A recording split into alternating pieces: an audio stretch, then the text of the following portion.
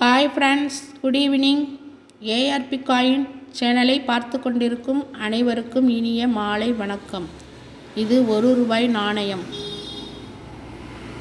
1979 நொய்டா புதினா நிலையில் மதிப்பு சுமார் 100 முதல் 200 வரை இருக்கலாம். பழைய நாணயங்களின் விலை அவற்றின் நிலை மற்றும் அபூர்வத்தன்மையை பொறுத்து மாறும். புதினா நிலை என்பது mint condition, weight 8.10 gram, diameter 28 mm, டப்பு காயின் என்று சொல்வார்கள்.